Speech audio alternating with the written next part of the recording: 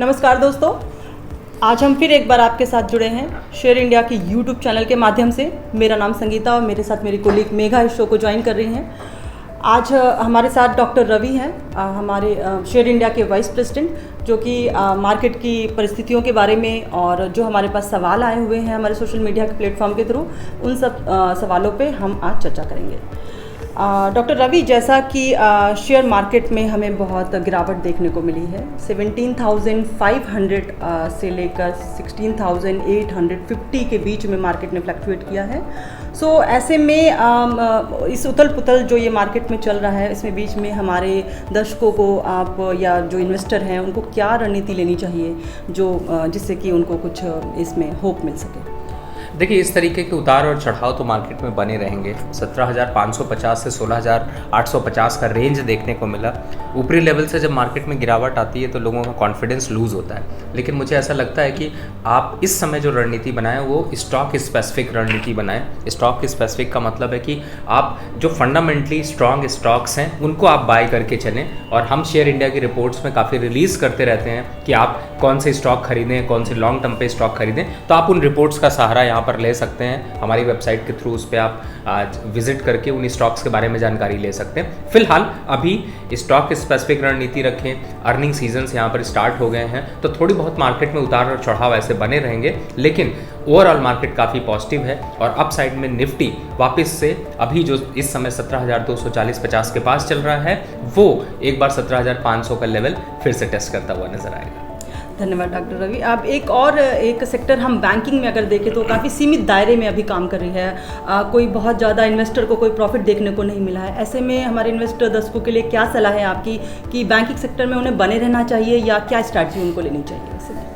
देखिए, banking sector खास तौर से इस समय इम्पैक्ट इसलिए है क्योंकि उनके बहुत अच्छे रिजल्ट्स यहाँ पर नहीं देखने को मिल रहे हैं और साथ ही एनपीएस में बहुत ज़्यादा इंप्रूवमेंट नहीं है, तो उसका एक इम्पैक्ट जो है वो बैंकिंग सेक्टर में देखने को मिल रहा है और मार्केट में इस समय काफ़ी अंडर परफॉर्म कर रहा है। तो बेटर है अगर आपका लॉन्ग टर्म निवेश है तो आप इस पर बने रहें, नहीं तो अदरवाइज थोड़ा सा अब बैंकिंग सेक्टर से ज़्यादा अच्छा है कि आप दूसरी साइड मूव हों। खास तौर से इस समय अगर सेक्टर स्पेसिफिक देखना है तो आप यहाँ पर IT, फार्मा और दूसरे सेक्टर की तरफ यानी इंफ्रास्ट्रक्चर सेक्टर की तरफ थोड़ा फोकस करें तो उसमें ज़्यादा आपको मुनाफा देखने को मिल सकता है। बैंकिंग सेक्टर थोड़ा सा यहाँ पर अंडर परफॉर्म करता हुआ नजर आएगा। खासतौर से अगर स्टॉक स्पेसिफिक बात करें तो SBI, axis bank, Kotak bank, ICICI, इनमें थोड़ा सा मुनाफा वसूली अभी बनी रहेगी। तो लॉन्ग टर्म के हिसाब से ये स्टॉक्स अच्छे हैं आपको, लेकिन अभी शॉर्ट टर्म में थोड़ा सा मोमेंटम डाउन साइड का देखने को मिल सकता है।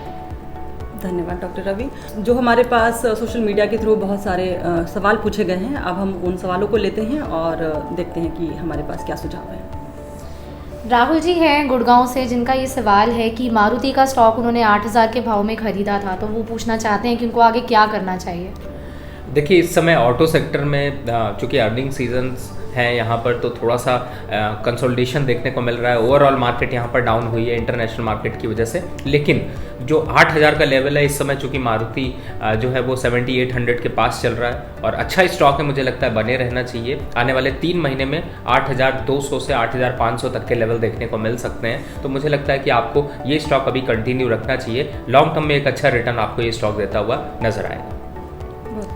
जी, दिल्ली से आशा जी हैं, जिनका सवाल है कि उन्होंने रिलायंस का स्टॉक खरीदा था 2,500 के रेट पे, तो वो पूछना चाहती हैं कि आगे क्या करना चाहिए। देखिए, इस समय तो रिलायंस की धूम है और पूरे स्टॉक मार्केट में अगर देखें तो रिलायंस का स्टॉक काफ़ी अच्छा बढ़ा है और मुझे ऐसा लगता है कि आने वाले समय में 3,000 के लेवल टेस्ट होते हुए नज़र आ सकते हैं। अभी यहाँ पर 2,800 के पास चल रहा है, 2,770 की रेंज में चल रहा है और फ्रेश इन्वेस्टर के लिए भी एक अच्छी अपॉर्चुनिटी है कि यहाँ पर आप बाय करके चलें।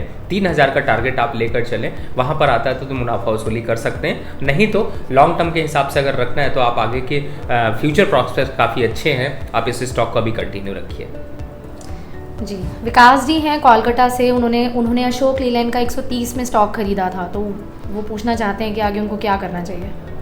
देखिए विकास जी, इस समय स्टॉक जो है वो 129 के पास चल रहा है। आपको या मुझे ऐसा लग रहा है कि आपने टाइम फ्रेम नहीं बताया, लेकिन मुझे ऐसा लगता है कि शायद आप शॉर्ट टर्म के हिसाब से, इंट्राडे के हिसाब से ट्रेड कर रहे हैं। तो अप साइड में एक बार 135 और 136 के लेवल देखने को मिल सकते हैं शॉर्टर पीरियड में, यानी कि डे टू डे वोलेटिलिटी में। लॉन्ग टर्म के हिसाब से देखें तो 142 के पास तक टारगेट देखने को मिल सकते हैं। तो आप अगर इंट्राडे ट्रेडर है तो 127 के स्टॉप लॉस से आप बने रहिए, और 135 आता है तो मुनाफा वसूली कर लीजिए। लॉन्ग टर्म है तो 145 का और 142 का टारगेट लेके चल सकते हैं। बहुत बढ़िया doctor Ravi, thank you so much. आइए हम अब अगला सवाल लेते हैं। सतीश एस कुमार हैं तमिलनाडु से, वो हमसे पूछते हैं कि कोल इंडिया 200 रुपीज़ में उन्होंने खरीदा था, अब उनको क्या करना चाहिए? थोड़ा सा लेट खरीदा कोल इंडिया, लेकिन अभी भी अप ट्रेंड में है और 230 का टारगेट हमारा है। यहाँ पर आने वाले समय में 3 महीने से 4 महीने में 230 तक के टारगेट अचीव हो सकते हैं। और इस समय माइनिंग सेक्टर में कोल इंडिया काफ़ी अच्छा परफॉर्मेंस दे रहा है, तो मुझे लगता है कि आपको ये स्टॉक कंटिन्यू रखना चाहिए। लोअर साइड पे 197 का एक स्टॉप लॉस डाल के आप इस स्टॉक को कंटिन्यू रखें। अप साइड में 230 का लक्ष्य बनाकर रखें। Thank you doctor Ravi. Satish ji, आपको आपका सवाल का जवाब मिल गया होगा। अगला सवाल हम लेते हैं, ये हमें अभिषेक जी जयपुर से लिखते हैं। वो पूछते हैं ACC 2050 में उन्होंने खरीदा था, अभी उनको क्या करना चाहिए? देखिए ACC अभी अप ट्रेंड में है और एक बार 2600 तक के लेवल देखने को मिल सकते हैं। और ये स्टॉक अभी लॉन्ग टर्म पे भी अच्छा है और शॉर्ट टर्म पे भी इस स्टॉक में अच्छा बूम देखने को मिला है। और जिस तरीके से सीमेंट सेक्टर में यहाँ पर न्यूज़ आई है उसका भी एक इम्पैक्ट है। तो आप अभी अप साइड टारगेट इसका 2600 लेकर के चलिए और लॉन्ग टर्म पे इस स्टॉक को कंटिन्यू रखिए। Thank you so much. अगला सवाल हम लेते हैं, अंबुजा सीमेंट पे आया है। ये हमारे को शीला जी लिखती हैं गुड़गांव से, ये पूछती हैं कि 320 रुपये में ख़रीदा था, इसे कितने दिन रखें और इसमें से कितना मुनाफा हो सकता है उनको? इस समय 378 रुपये का चल रहा है और मुझे ऐसा लगता है संगीता जी कि शायद सीमेंट सेक्टर पे ज़्यादा लोगों का निवेश बढ़ा है। फिलहाल अगर आप सीमेंट सेक्टर पे आपका निवेश है तो बिल्कुल कंटिन्यू रखिए। इंफ्रास्ट्रक्चर, मैंने अभी पहले ही बताया कि इंफ्रास्ट्रक्चर क्षेत्र से जो भी कंपनीज आती हैं उनमें एक अच्छे रिटर्न्स आपको देखने को मिलेंगे। फिलहाल अप साइड में 430 रुपये तक के 430 रुपीज़ का टारगेट आपको अंबुजा सीमेंट दिखा सकता है। आप अगर आपको पैसे की ज़रूरत नहीं है तो आप इसको कंटिन्यू रखिए, एक अच्छा मुनाफा आपको ये स्टॉक दे सकता है।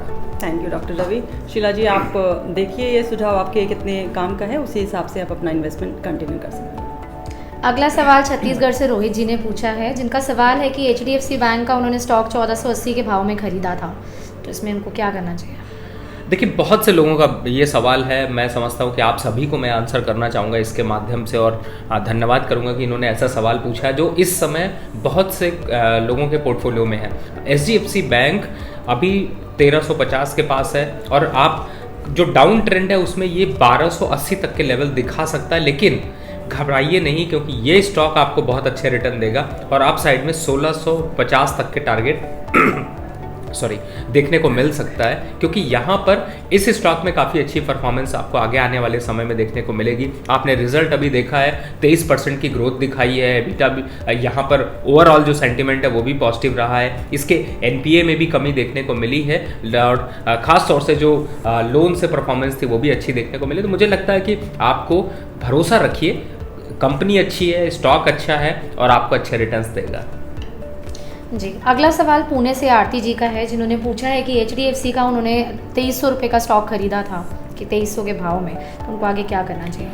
देखिए HDFC बैंक के साथ में HDFC भी चूंकि मर्ज हो रहा है तो यहाँ पर अभी इस स्टॉक में भी थोड़ी सी डाउनफॉल देखने को मिला है, लेकिन डरने की बात नहीं है। मैंने पहले ही बताया कि बैंकिंग सेक्टर अगले हफ्ते के लिए थोड़ा सा डाउनफॉल में रहेगा या एक कंसोलिडेटेड मोड में रहेगा। तो आप लॉन्ग टर्म पे इसका टारगेट अगर देख के चलते हैं तो मुझे लगता है कि वापस से 2600 तक के टारगेट देखने को मिल सकते हैं, तो होल्ड करके रखिए। डॉक्टर रवि, अगला सवाल सिंस बैंकिंग सेक्टर से फिर से आया हुआ है हमारे पास। जगजीवन जो इलाहाबाद से लिखते हैं, वो पूछते हैं एक्सिस बैंक 810 रुपये में खरीदा था, अब उनको क्या करना चाहिए?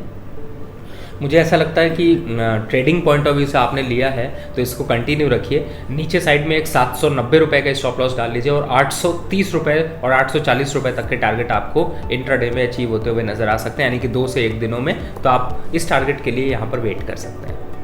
Thank you so much doctor Ravi.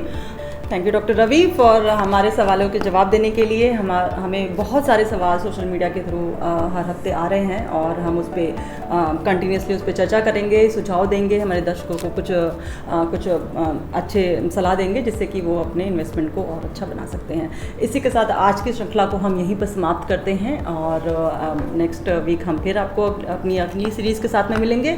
और जैसा कि आपको पता है कि हमारे नीचे दिए हुए नंबरों पे आप हमें अपने सवाल पूछ सकते हैं, जो भी आपकी मनोदशा है स्थिति को लेकर के, मार्केट को लेकर के, वो आप हमसे पूछ सकते हैं। इसी के साथ हम आपसे इजाज़त लेते हैं। Thank you.